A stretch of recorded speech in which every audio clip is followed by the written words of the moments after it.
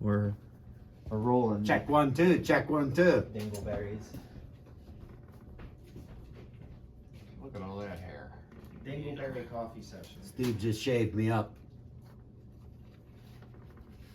We're gonna be Tattoo Live with Steve today. Hey everybody. 420 Tattoo. I mean 402 Tattoo. This is 420 Tattoo. Coffee talk with Steve, but no coffee. No coffee. Evan, get us some coffee, man. I put all my trust in Steve Witt. I trust my flesh with you. I trust my very flesh with you, Steve. That's how much I love you. Aw. Well, that's your first mistake. I'm just kidding. I love you too. Let's get this up there. Did you wash your hands today? Oh yeah, look at this. I got this even this foaming spray here. All over your pants. Is this place a safe and sterile environment for someone to get Nice a and tattoo? safe, nice and sterile, all new. See, everything's wrapped in sterile, plastic. Clean. Hell yeah. Yeah, Steve does a clean tattoo. Yes, sir. He's got a brand new clean car, brand new clean life. Yes, sir. Well, I like the smell of that stuff. It smells That's clean. so good. I'll hit you with it at the end. No, that sounds like it would hurt. Nah, you'll be all right. You'll be all right. Famous tattoo line. Yeah, you'll be all right. You'll be all right. You'll live. You're gonna do the old Tony Perry smack on the tattoo. No. No. Unless you want me to. I wouldn't put you in any unnecessary pain. I was thinking in today's video you were gonna talk about the time you were gonna come to work at Tattoo U and you did a, what's the word? Like a tryout. Audition, that's the word I was looking for. An audition tattoo in front of Big Tony. Yeah, that was scary. Steve was tattooing me. I was like, Jesus Christ, I know what I'm doing. Utilizes the needle bar. Okay. Well, if you weren't a tattoo artist, I mean, Oh, let's I say don't who, know. you know. It looks pretty. Can we just have this instead, like without the needle? We're done. We're done. It's Thanks, perfect. everybody. Have a good night. Yeah, have a good night. Show's over. Shut her down. All right, we'll let that dry for a minute. That's when I met you, you know. Yeah. That was the time in our life. Okay, so what year was that? 2000 and it was 2000. Early. It was 2001, right after September 11th. Yeah. Yeah, I came and worked for you in October of that year. And our 2001. mutual way we met was through Jared Beaumont. Jared Beaumont. Yep. Yeah. He introduced us. You did. He That said, was I know long- just the guy for you, Scott. Long time I got ago. just the new best friend for you. And that's when we became besties. Besties. Let's see here. Just remember that when you're tattooing me today. We go in the Wayback Machine. Don't hurt me on purpose. I wouldn't hurt you. The tattoo machine might, but not me.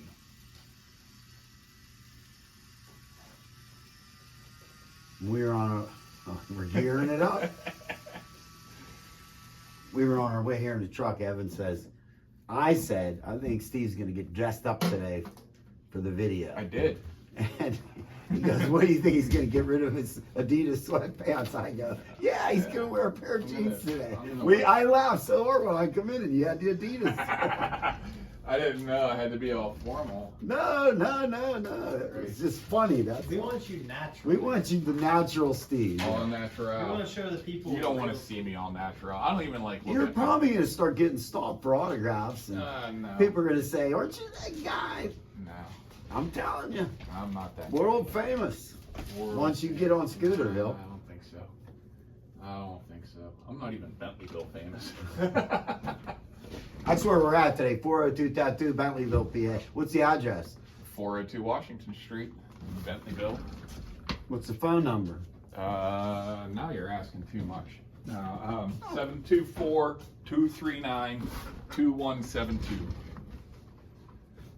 You come down here to get a tattoo, just ask for Evan. Ask for Evan. Ask for Evan, not Steve. Ask for Evan. Evan's got the old school apprentice. He does got a lot of old school stuff He going. does. He's a hybrid Duke Miller, Steve Witt Yep. creation. Yep. He's been painting flash every day. He's up to paint one piece of flash every day for a year. That's a big commitment. That's hard pace. Don't you think? He committed himself. I didn't ask him. to do Right, it. but I mean, that's. So you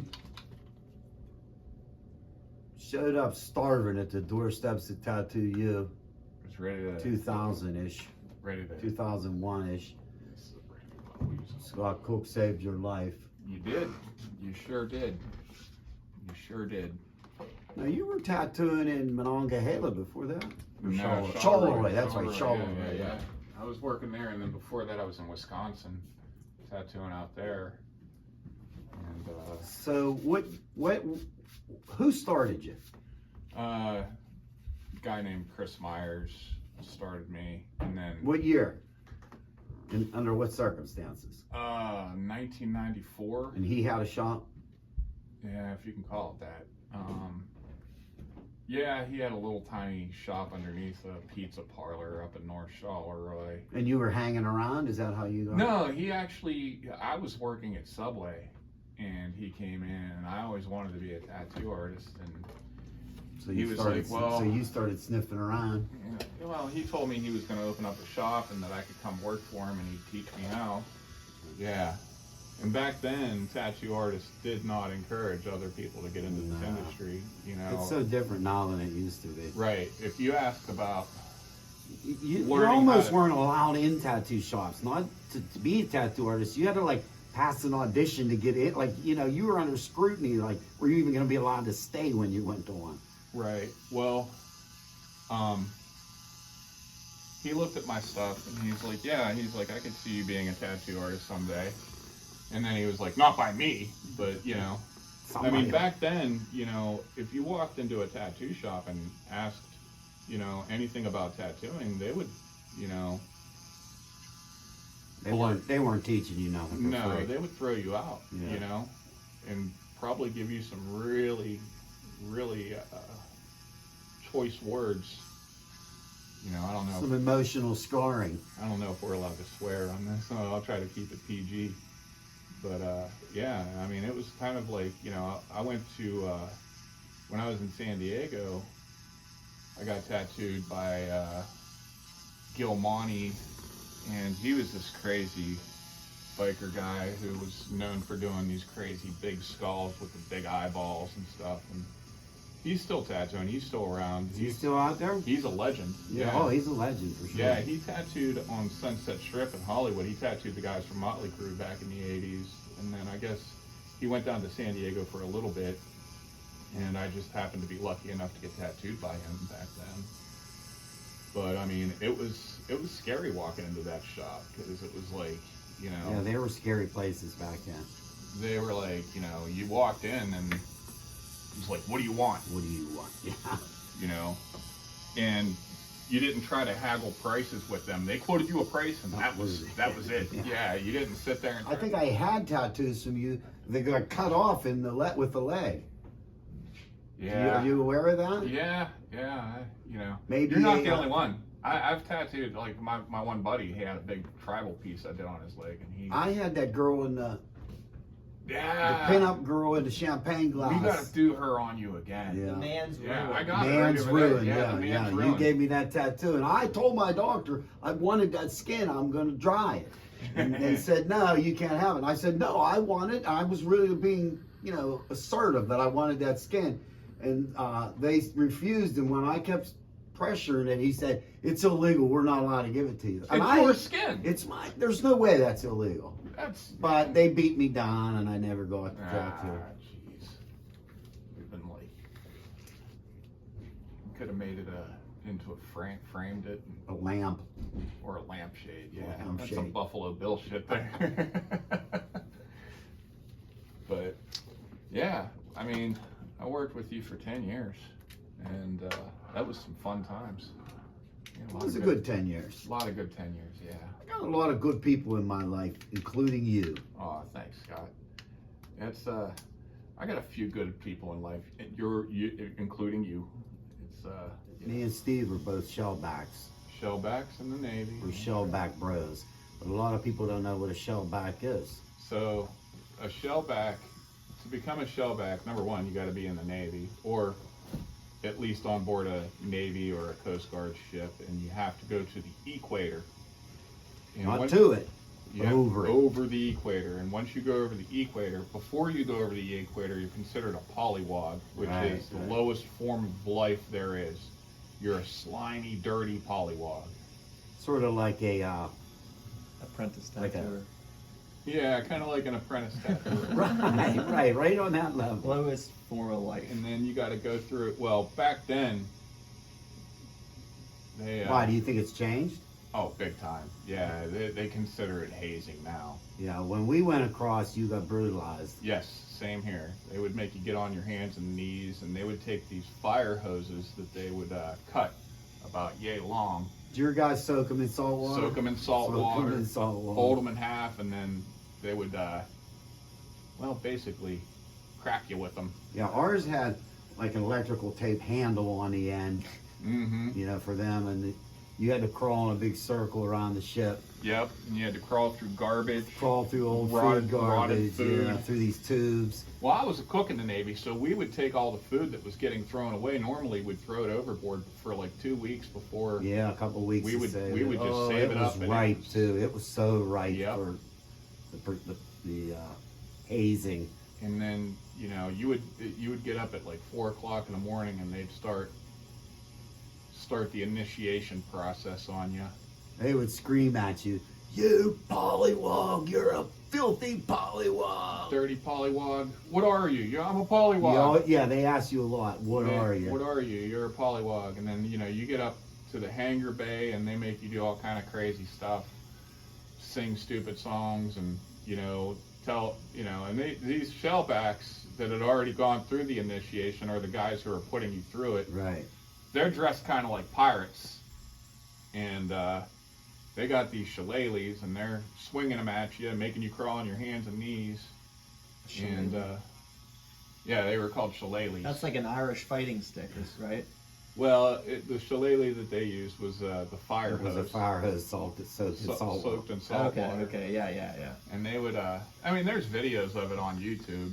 You can watch the old, they don't do that anymore in the new Navy, but back then it was like, it was a rite of passage. And it kind of, once you made it through, it gave you a sense of camaraderie. And Yeah, everybody was buddies out to that. yeah, and then you got this nice certificate.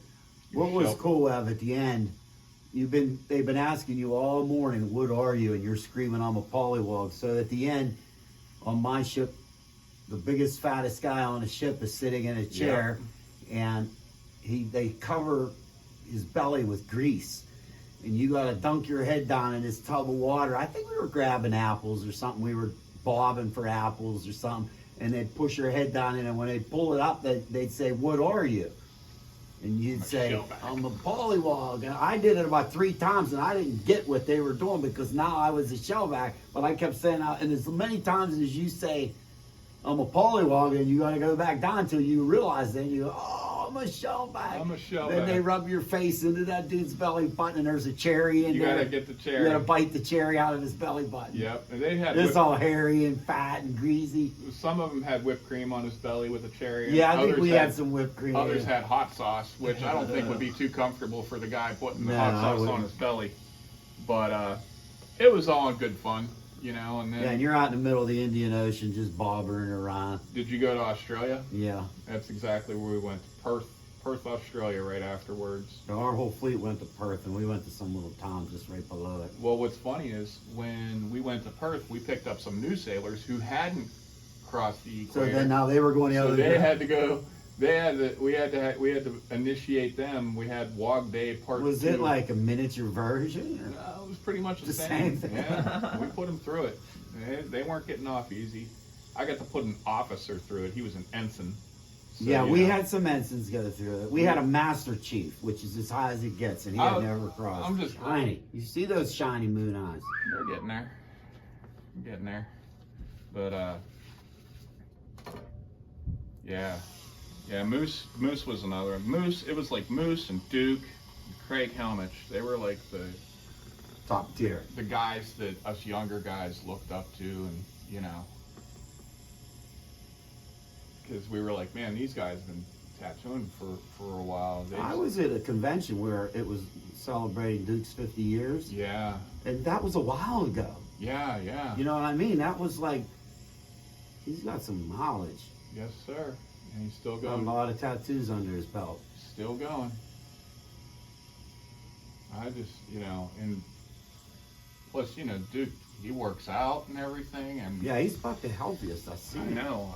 I need to follow his Pumping iron method. there like 5 days a week or something. I crazy. keep saying, oh man. I was thinking about a story we can't tell Uh-oh. about the little municipality in our area that had a police car. Policemen come up and yeah. get tattooed. Yeah. I think we could keep it vague enough to discuss it.